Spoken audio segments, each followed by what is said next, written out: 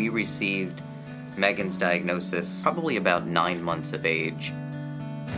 They told us it was a very serious disease. They told us it was a fatal disease. And we got the call a couple of days afterwards that Patrick, who was only 7 days old, also had Pompe disease. So within the span of those first couple of months, we learned we had 2 kids who probably wouldn't live to be 2. Pompe is a rare genetic disease. The kids, because of their genetic defect, they can't break down sugar. If you were diagnosed with Pompe disease, absent a treatment, you will die from your disease.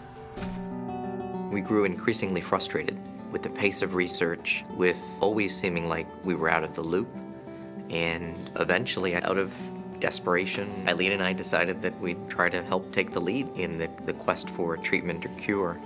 And I went in the next day and told my boss I'm going to step away from a secure job, and the pay and the stability for us, the health insurance, all of that, and take a chance on starting a business. I had a lot of confidence in John, and I knew that if he was comfortable and had done the research and had done the homework and knew he could do this, I just needed to give him my full support. I had very, very limited experience in the medical world, and there were tough times. There were times where we were frustrated, times where the kids were so very sick, and times we just wanted to let nature take its course. But eventually, we saw some very positive signs, and that was just so amazingly exciting. I remember the day the kids were first infused. I got to press the infusion button to start Megan's infusion. Eileen got to press Patrick's.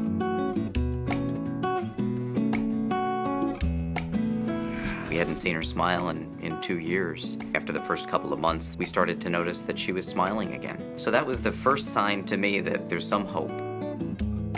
And then we went for the 12-week review. And I remember telling Megan, this means, Megan, that your heart's getting better. And it means you're gonna live to be an old lady.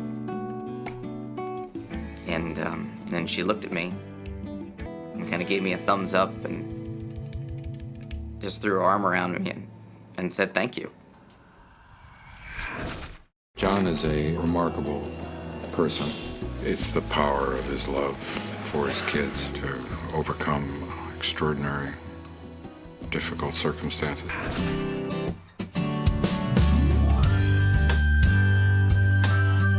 People always say, how do you do it? I'm like, how do you do it? How do you not? I think most people in this position would do what they could to make their kids happy. I think I did my job. As a dad, I did what I had to do. And I don't think that makes you a hero.